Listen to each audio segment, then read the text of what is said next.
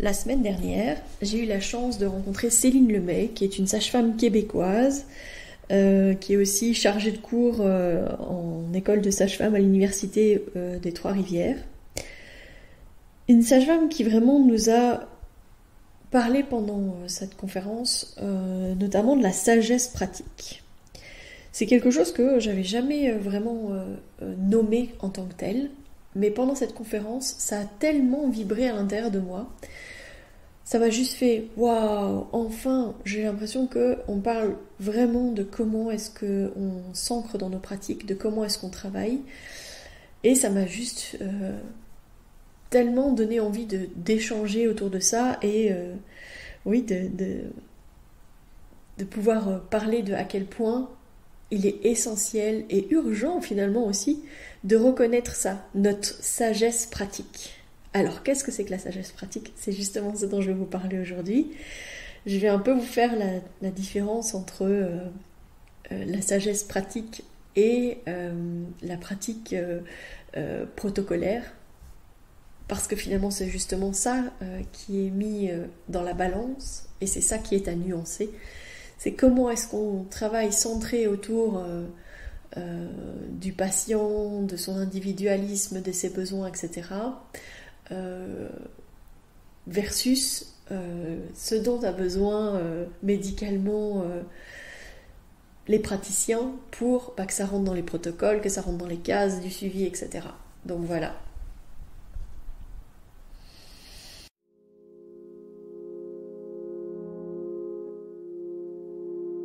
Bienvenue dans Bulle de Sage-Femme, le podcast qui déconstruit les croyances, démystifie les peurs sociétales, redonne toute sa place à la physiologie des femmes qui savent enfanter dans leur pleine puissance, mais aussi des bébés qui savent se mettre au monde.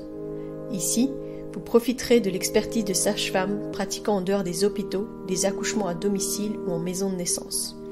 Nous souhaitons que vous trouviez les outils, les informations pour que vous puissiez être les acteurs de la naissance de votre bébé, et ce quel que soit le lieu où vous avez décidé de l'accueillir. Mon nom est Mélissa Chambard, sage-femme, maman de 5 enfants.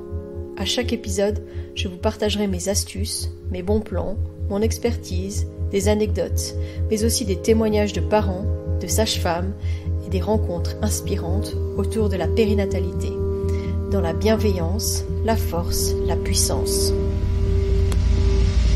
Allez, vas-y.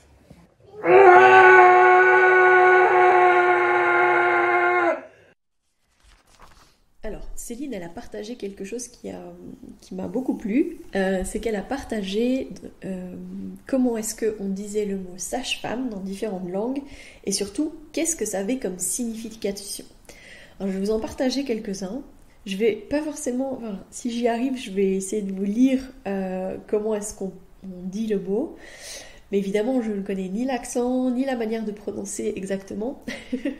Soyez indulgents.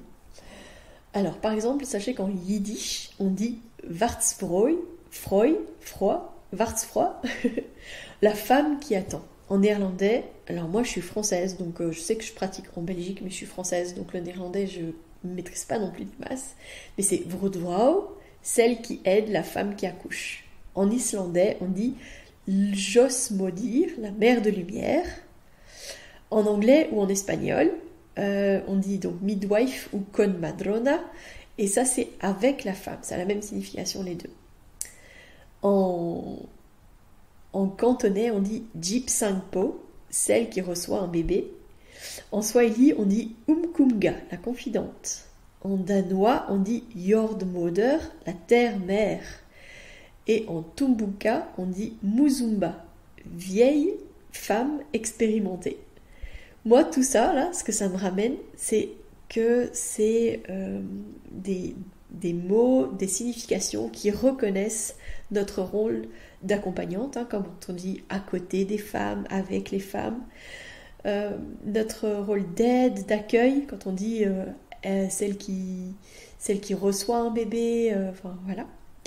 Et puis la reconnaissance aussi de notre expérience, et puis aussi du lien avec l'expérience sacrée et le rite initiatique que reste l'enfantement.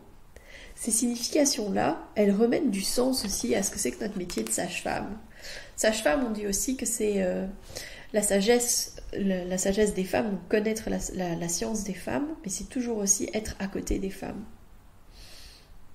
Waouh! C'est déjà rien que ces significations-là, elles palpitent là. C'est vraiment hyper fort. La difficulté qu'on a, c'est que ce soit nos études ou nos pratiques hospitalières, en tout cas, on apprend principalement dans les hôpitaux, et donc la formation, elle est centrée sur les pratiques hospitalières, centrée sur les protocoles. Donc c'est comme si la formation, elle formatait déjà un mode de pratique. Et je pense que c'est pour ça que parfois, dès le départ, quand nous on arrive, enfin là, moi dernièrement, j'ai appris qu'une étudiante sage-femme avait écrit un mot contre nous dans un hôpital, parce que justement, je pense qu'on avait déjà heurté sa pratique en tant qu'étudiante. C'était quand même déjà pas mal, quoi. Je pense que les directives et les protocoles, etc., c'est nécessaire dans un système de soins, justement, qui n'est pas bienveillant envers les patientes, ni envers les soignants d'ailleurs, parce que c'est un système qui fonctionne avec le moins possible. Je vous ai partagé la dernière fois cette nuit horrible qu'on avait eue avec Mélanie à l'époque où elle travaillait à l'hôpital et où moi j'étais étudiante.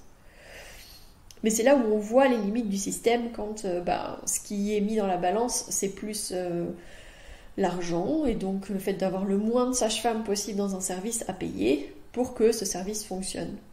Quand on fait ça, évidemment, les protocoles, les manières de faire vont nous permettre de faire en sorte qu'elles réfléchissent pas trop à leur pratique et qu'elles mettent en place les choses qui sont demandées. Par exemple, je vais parler d'une situation, d'un transfert qu'on a eu dans un hôpital où la sage-femme avait absolument besoin que cette femme soit examinée à son arrivée.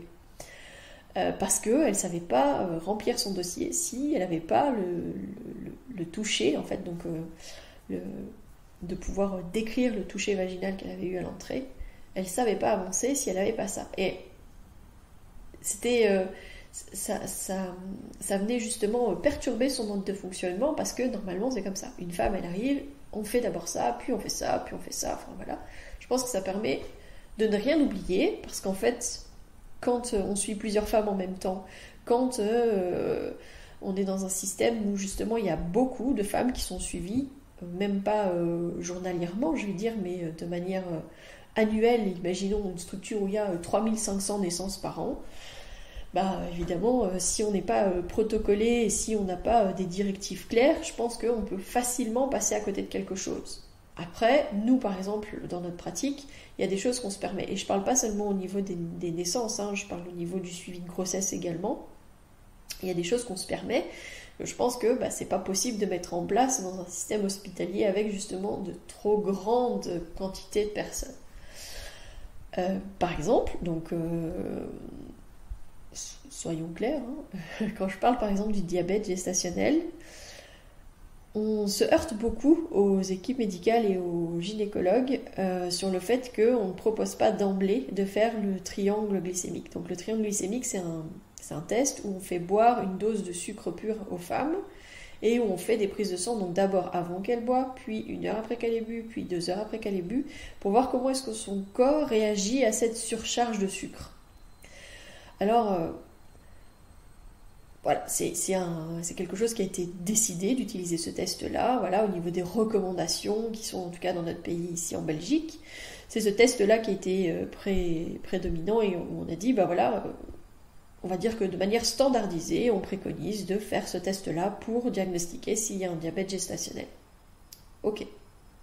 Sauf que, nous, en fait, on remet un peu en question ce truc-là, parce que là où on dit aux femmes, ne consomme pas trop de sucre, fais attention à ton alimentation, etc., où on a toute une base de nutrition dans notre suivi, là, on va faire boire une telle dose de sucre aux femmes, ça n'a pas de sens, en fait. La plupart du temps, on a des femmes qui ne se sentent pas forcément bien, qui ont une sorte de malaise, parfois les femmes vomissent et donc elles doivent refaire le test plus tard.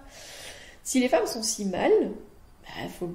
faut se demander aussi comment vont ces bébés, quoi. Ce serait assez intéressant de faire un monitoring en même temps qu'on fait ce test. Je pense que ce serait quand même assez intéressant. Je me souviens aussi d'un médecin qui nous a donné une formation sur les prises de sang, les labos, etc., et qui avait dit, si une femme a fait un diabète gestationnel pendant sa grossesse, évidemment, il va falloir refaire ce test après pour vérifier si finalement elle n'est pas tout simplement diabétique et qu'on a diagnostiqué un diabète pendant sa grossesse. En tout cas, voir comment est-ce qu'à présent elle réagit au sucre. Mais on ne le fera que si elle n'allait plus son bébé pour pas que son bébé ait un moment de malaise. C'est bien, on se pose des questions pour un bébé en dehors de l'utérus de sa mère, mais en lien direct avec son sang et donc avec son taux de sucre, on se pose bonne question.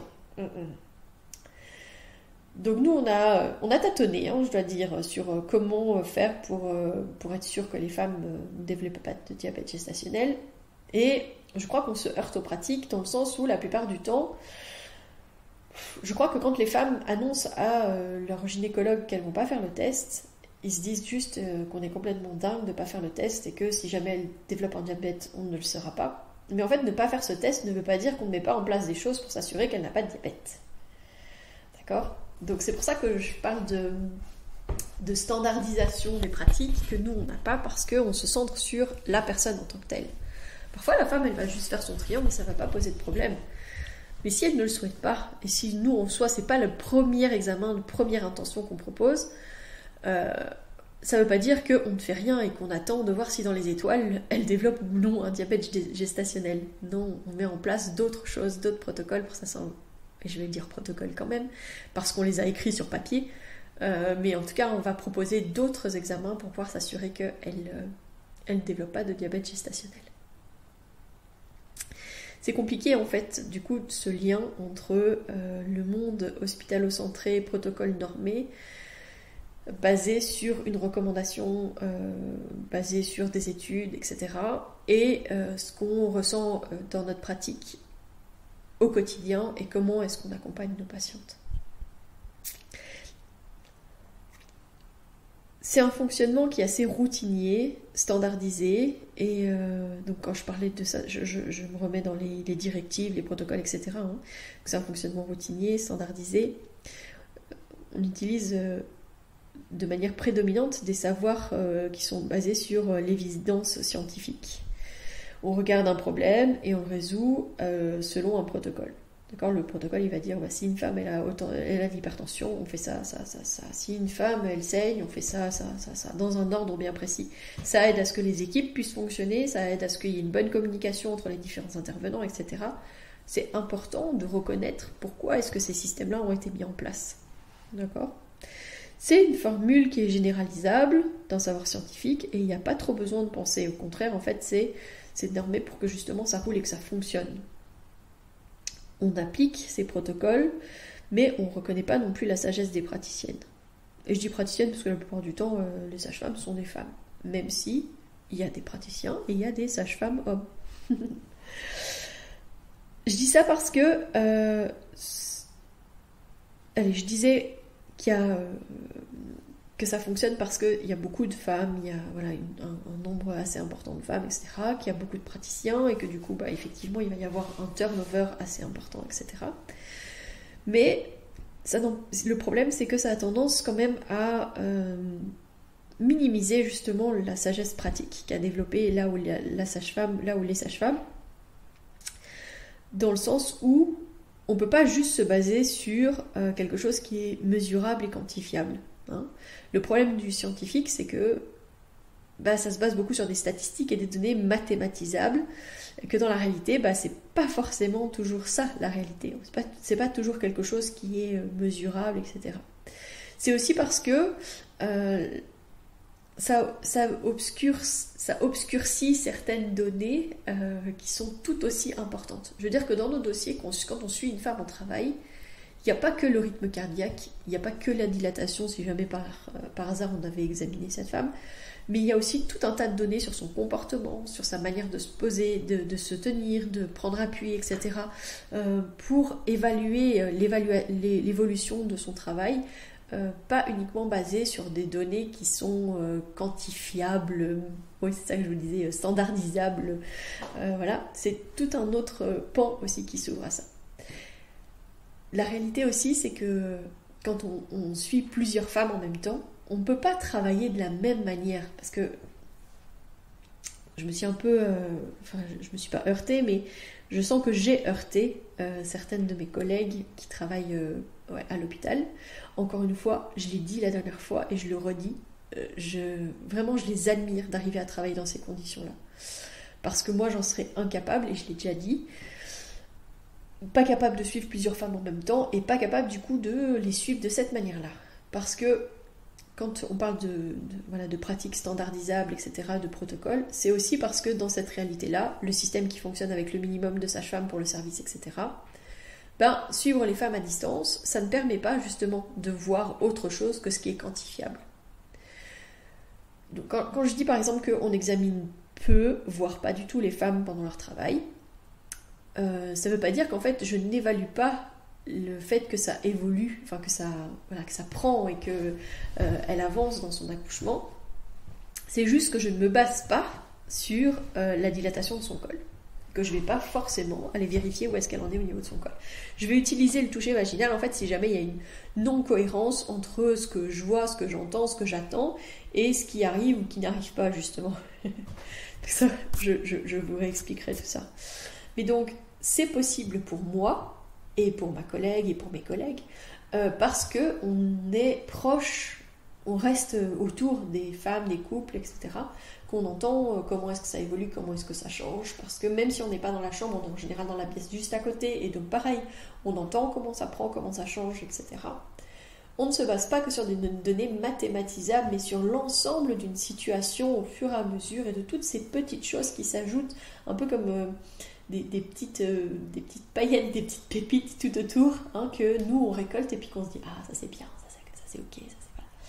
Ça nous permet aussi de détecter des glissements, des choses qui vont rentrer potentiellement dans la pathologie avant qu'on soit dans la pathologie pure et dure, d'accord ?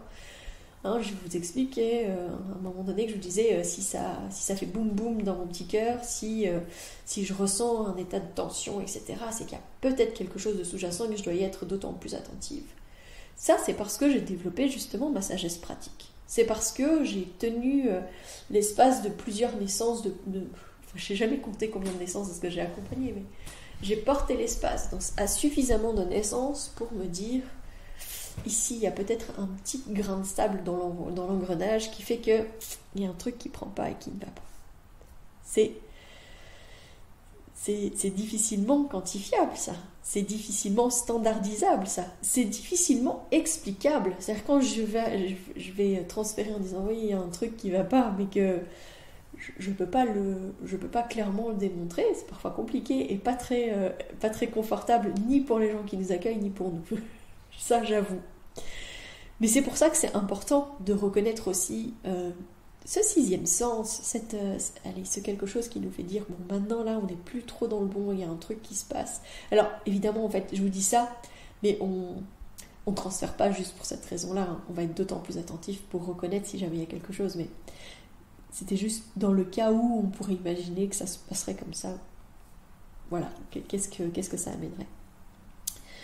Donc comme je disais, reconnaître aussi la sagesse pratique de nos collègues, c'est aussi parce que quand elles travaillent avec plusieurs femmes en même temps, et que donc leur seul moyen de s'assurer que le travail avance, c'est finalement en venant examiner toutes les 2 heures, en suivant le monitoring à distance, que ce soit de chambre en chambre ou via le moniteur central, mais aussi continuer à informer le gynécologue de garde ou le gynécologue privé de cette femme sur l'avancement du travail, et que parfois, pour des données mathématisable, quantifiable, on va lui demander par exemple de rompre la poche parce qu'elle est autant de centimètres et que ça fait autant de temps et que ça serait bien que ça s'accélère un petit peu.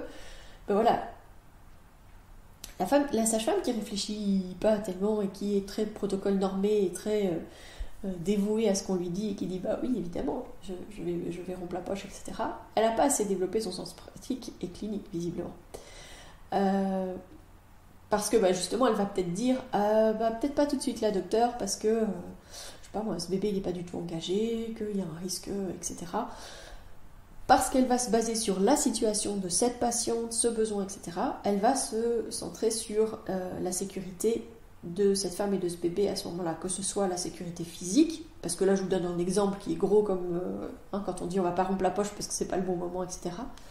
Mais parfois, la sécurité émotionnelle, affective de cette femme et de ce bébé ou de ce couple parce que il n'y a pas besoin d'être intrusif dans ce moment-là, parce que pour l'instant, ils vivent pleinement la situation et qu'on ne va pas entraver, accélérer les choses, alors que pour l'instant, tout se passe bien.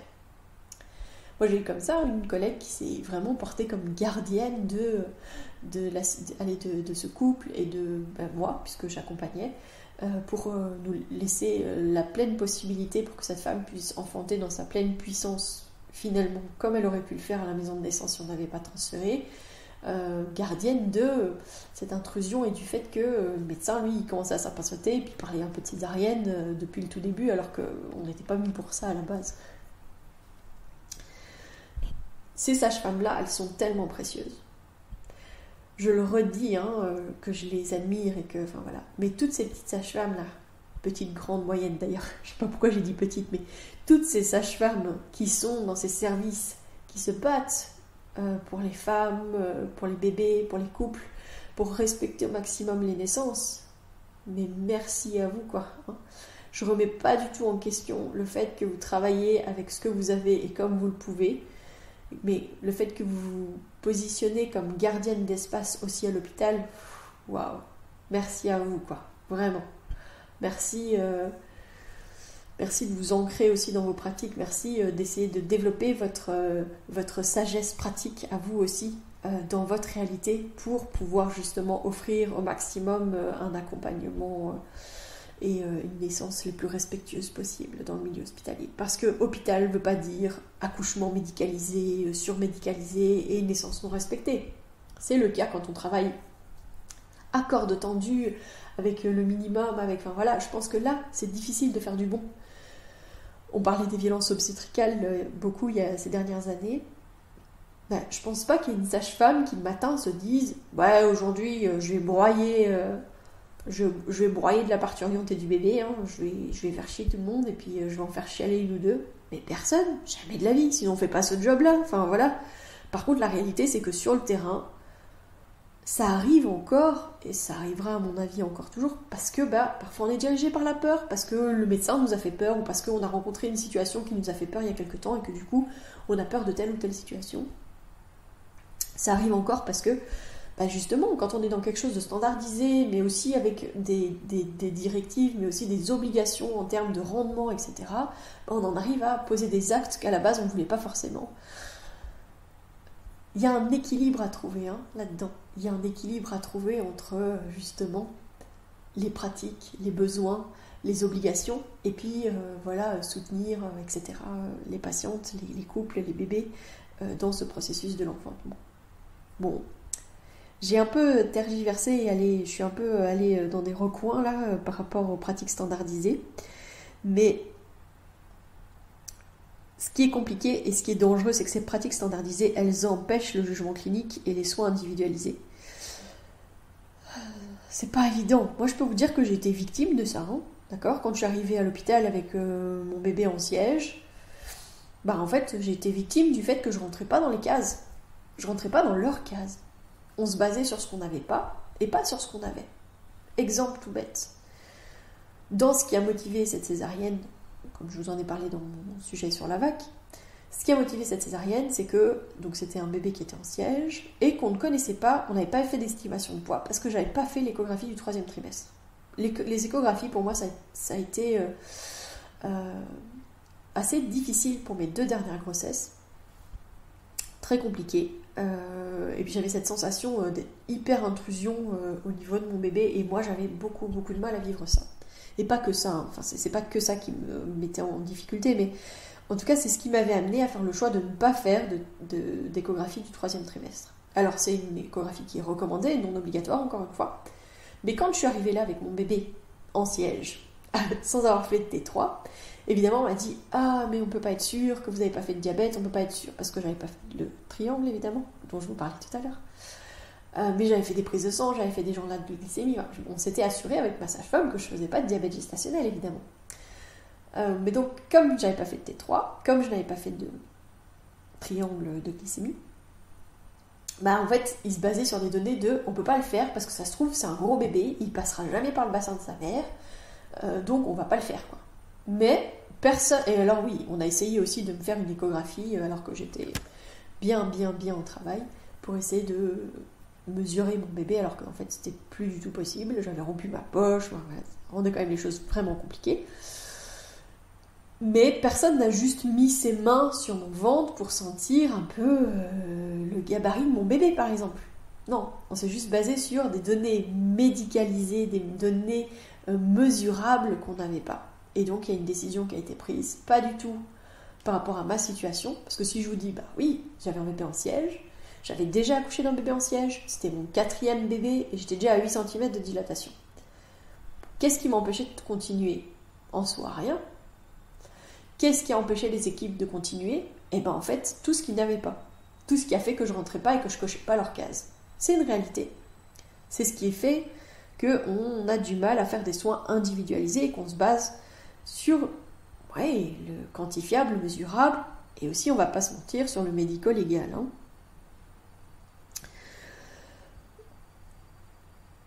Comme je disais, si on ne fait pas, ça ne veut pas dire qu'on ne fait rien. Ça, c'est vraiment important. On n'est pas dans une démarche passéiste où on attend que tout se passe et que nous, on n'a rien fait. On est vraiment, au contraire, dans une pratique où on évalue constamment une situation, que ce soit pendant la grossesse, pendant l'accouchement, en postpartum. Ça fait vraiment partie de notre pratique que de continuellement réévaluer une situation, que de prendre en considération, oui, ce qui est potentiellement quantifiable, mesurable, mais pas que, et de vraiment accompagner dans la globalité tout ce qui est en train de se passer. C'est urgent de reconnaître notre sagesse de pratique.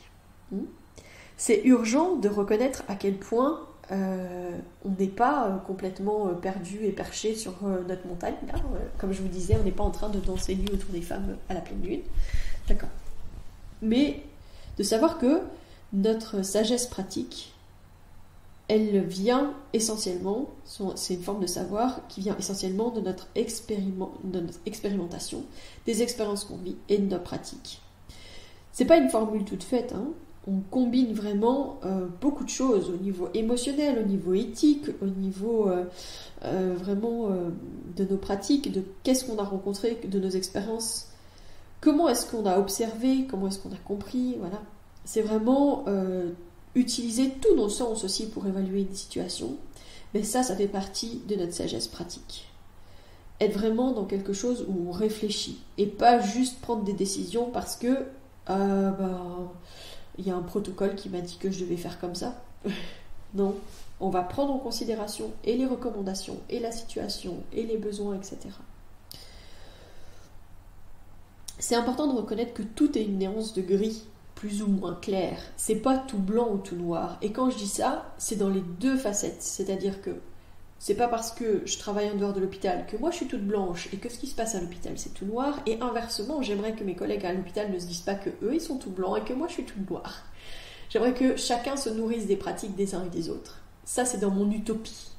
D'accord ? Dans mon utopie, j'aimerais arriver à mieux travailler avec mes collègues hospitalières, mieux travailler avec les hôpitaux de manière générale pour que quand on se retrouve dans des situations où on transfère, et ce sera un sujet, je l'ai déjà dit dans des prochains podcasts, qu'au moment des transferts, ce qui soit au centre de nos préoccupations, soit les femmes, les bébés, le couple, et que ce ne soit pas simplement la remise en question des pratiques des uns ou des autres. Ça, c'est vraiment essentiel, de vraiment reconnaître qu'on ait des nuances de gris, avec plus ou moins de blanc, plus ou moins de noir, en fonction de comment est-ce qu'on se centre, ok, mais qu'on se base sur les besoins vraiment de sécurité médicale, sécurité émotionnelle de ces familles, de ces couples, de ces bébés au moment de ces transferts. Je renourris cette utopie vraiment de manière très très importante, surtout avec les derniers transferts qu'on a pu avoir, qui à la base s'était bien passé, et puis a posteriori je ressens qu'il y a eu des tensions internes peut-être qui ont été relevées ou qui ont dit tu te rends compte, ils viennent de la bulle, mais ça n'est pas du tout aidant ni pour ces personnes qui ont été transférées ni pour la collaboration entre nous et puis eux quoi. Voilà.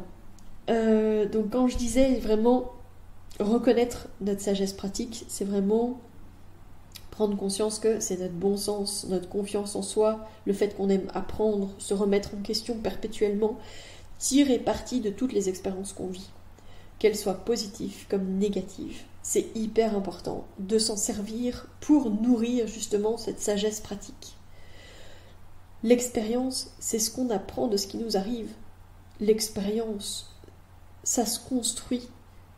C'est pas quelque chose d'inné, c'est quelque chose que on va développer au fur et à mesure de nos pratiques.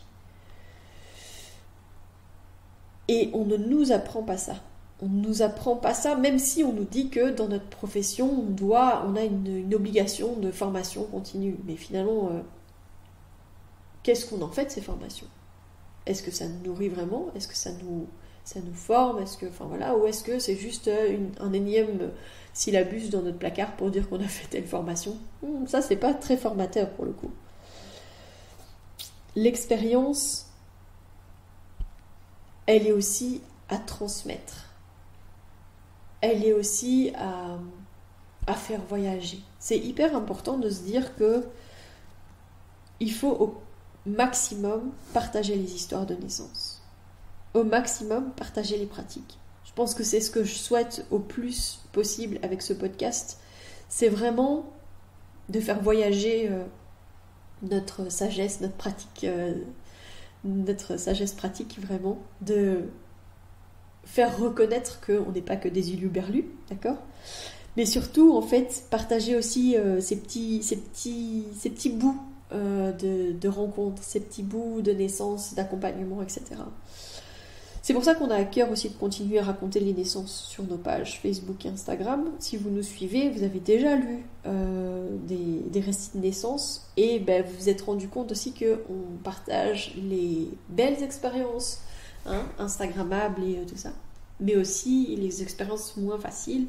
On les partage aussi parce qu'elles sont aussi là pour donner du sens. Les histoires, elles sont informatrices, elles sont aussi formatrices et elles sont aussi transformatrices. J'ai été touchée de recevoir des messages de personnes qui m'ont dit « Ah, j'ai écouté ton podcast, ça tombait bien parce que je rencontrais telle situation et vraiment merci, ça m'a vraiment fait prendre conscience de... » Ça c'est génial. C'est mon but, c'est justement peut-être de démystifier certaines choses. Et puis justement de mettre en avant notre manière de travailler. Les récits de naissance, les moments comme ce que je partage avec vous dans les podcasts, sont des cadeaux qu'on s'offre et qu'on offre aux autres.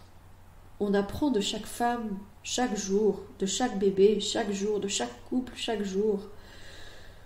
Trop souvent, en fait, nos savoirs de sage-femme, ils sont cachés, non reconnus, vus comme trop alternatifs. Dans mon utopie, dans ce que je vous disais aussi, j'aimerais vraiment que il soit expliqué à chaque femme enceinte toutes les possibilités qui s'offrent à elle en termes de suivi et de possibilités de lieu d'accouchement.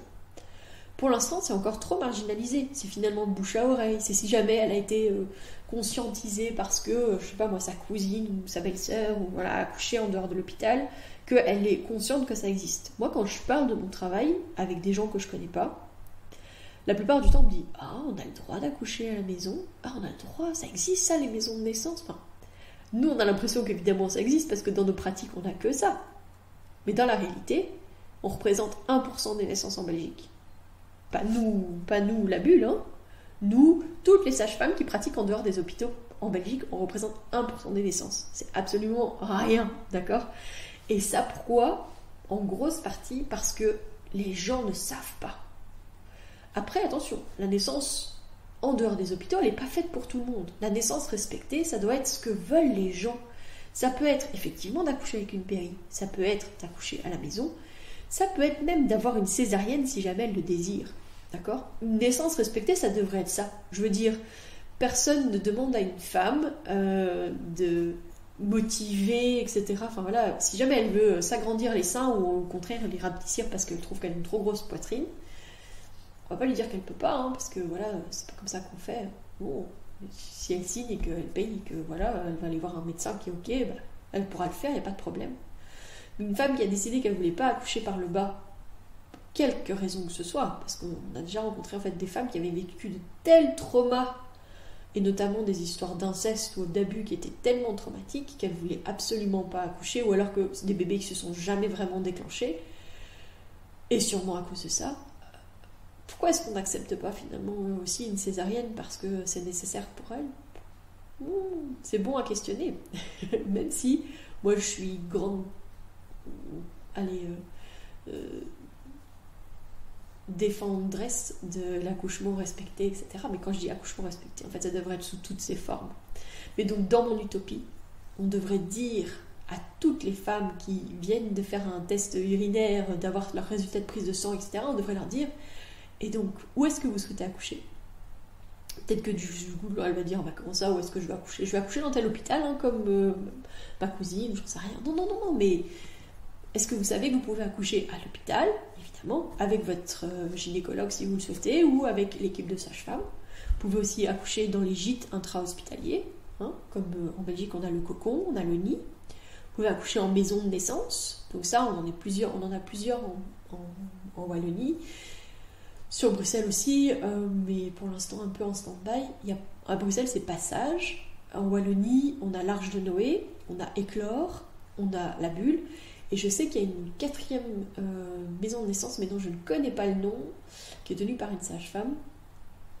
Mais donc si elle écoute, elle peut aussi me transmettre ces informations, ça m'intéresse.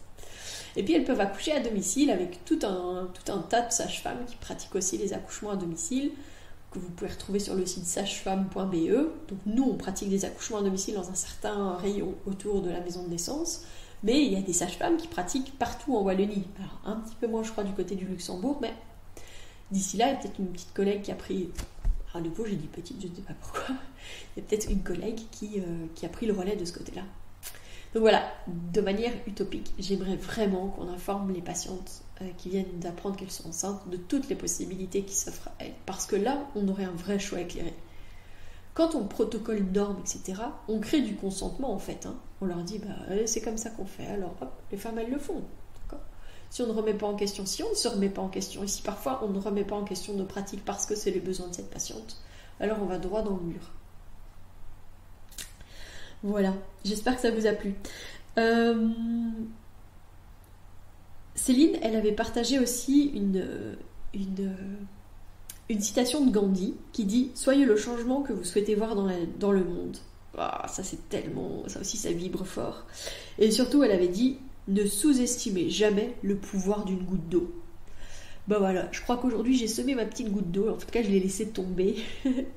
C'est parfois épuisant d'être dans la situation dans laquelle on est, en tant que sage-femme, pratiquant en dehors des hôpitaux, etc. Mais si on amène à des petits changements, à des petites choses, en fait, ça sera déjà grandement... ça sera déjà un gros changement et une belle avancée. Donc voilà. Alors pour ce qui est de Céline, je vous partage juste son bouquin qui s'appelle La mise au monde, revisiter les savoirs, qui est édité aux presses de l'Université de Montréal. Voilà. Pour les choses à venir, n'oubliez pas toujours et encore qu'il y aura le salon Naître et Grandir en douceur les 15 et 16 avril prochains. Normalement, dans la semaine, on va commencer à vous informer un petit peu justement des ateliers, des projections, des débats. Il y aura même un petit concert qui est prévu. Donc voilà, n'hésitez pas à suivre sur Instagram à salon_naître et grandir en douceur, tout en attaché. Vous allez voir, on a Céline qui travaille à fond sur notre communication, c'est magnifique.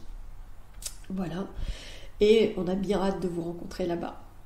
Je vous souhaite une belle fin de journée, en tout cas moi il est bien au milieu de la nuit là, et je vous dis en tout cas à la semaine prochaine. Si vous souhaitez échanger à propos des différents sujets abordés dans ce podcast, vous pouvez interagir sur les posts dédiés à chaque épisode sur nos réseaux sociaux Facebook et Instagram.